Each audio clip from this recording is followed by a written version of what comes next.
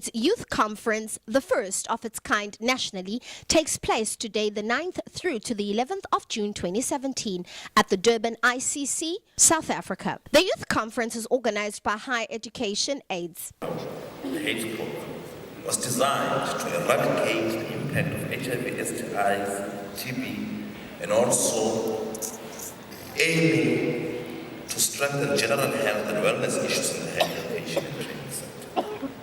As part of an increasingly comprehensive HIV, TB, STIs, and other healthcare and support mitigation programs in the post-school education and training sector, Heaids currently implements various comprehensive health, wellness, and prevention projects and programs in partnership, of course, with a range of strategic public and private partners. We're incredibly proud of the success of this unique program, for it has shown that dedication and leadership can lead to concrete results.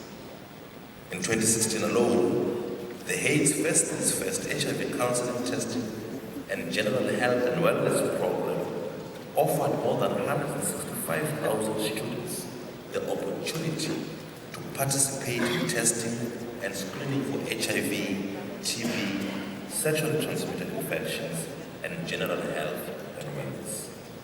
Further to this, over 1,500 academics and university and college staff underwent training in the curriculum program, whilst over 192 campus and community radio station journalists have participated in the unique Heaids Future Beats radio and social media program, reaching more than 720,000 young people in 6 provinces of South Africa with regular HIV prevention programs.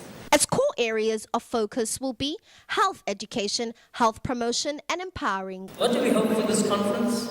We hope that this conference will not only bring together the youth of the country, but also to give the youth an opportunity to share their hopes, their aspirations, their challenges, but mostly what they think they can do to be the leaders, not of tomorrow, but of today. We want the leadership of this country to be the youth of today, not only the youth of the future.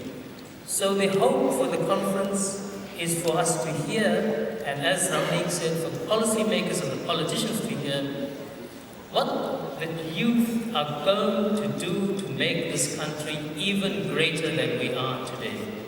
That's the challenge for us in the next couple of days, and I'm sure that collectively we will rise to the challenge.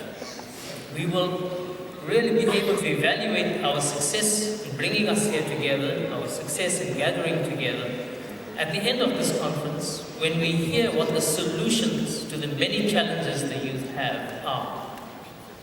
One of the key challenges, of course, is HIV and AIDS. We do know that every week in our country, around 2,000 young women between the ages of 15 and 24 acquire HIV. Now that is an unprecedented number which cannot be allowed to continue. We also know that somewhere between 60 and 70,000 young people below the age of 18, starting from about 12 years of age, deliver babies in the public health sector every year. That is too many young people becoming parents when they are not ready to become young parents.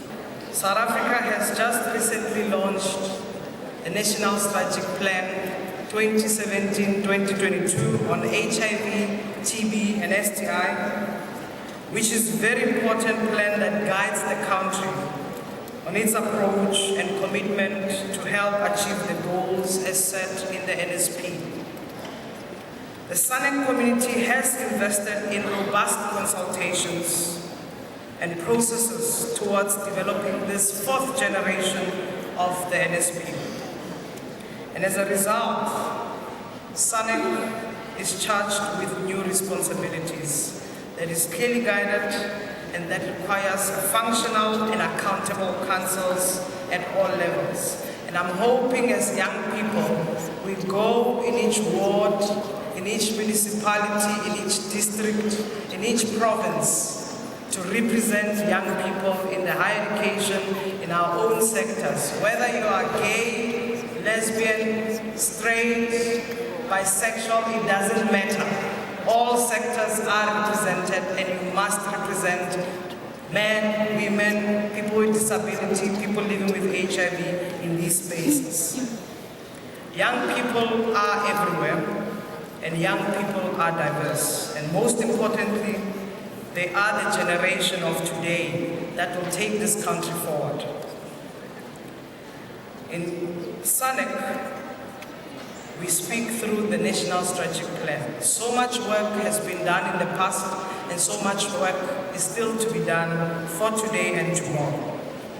And it will require that as young people, and of course we've got young people, and we've got young people at heart, but it will require that we develop initiatives and innovations that addresses the challenges that we are faced with. It is evident that we have progress that we've seen in South Africa in the past. We've seen the reduction of new infections. We've seen the reduction of maternal mortalities, but we must do more because we are confronted by so many issues. Our Deputy Minister and many of the speakers here made reference to some of the challenges.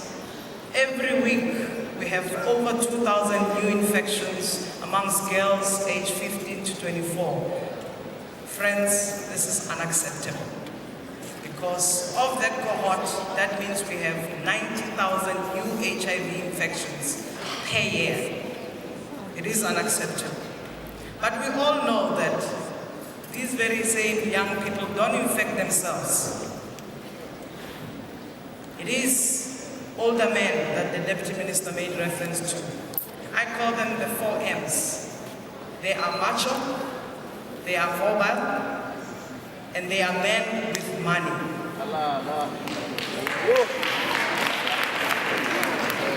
We must act swiftly. They must leave our sisters, our daughters alone. And I speak also as a parent of a girl child, that we worry every day what will happen next and who is next. So we must challenge that. The NSP, which is really our document, has got 5 principles that we need to take into consideration. 1, we need evidence. All programs in our country, in our communities, whether it's anecdotal or data that is collected, we must produce evidence. And this is really around the response of HIV, TB, and STI. We must address the human rights based in our programming. The national response is grounded in the commitment to protect and promote the human rights as enshrined in our Constitution. We must also think about the multisectorality of our response. Government can't do it alone without us as civil society. Government can't do it alone without you and I in our own spaces. We also must see that private sector is involved and development partners are also contributing to the response. And the 4th principle, in fact, is that our response must be people-centered. People living with HIV, TB, or STI, as well as households and communities affected by this epidemic, are the touchstone by which our actions of HIV, TB, and STI must be judged. The national response is committed to adhere to these principles of greater involvement of people living with HIV. Inclusive and participation of everyone is very key as we call for that multisectorality.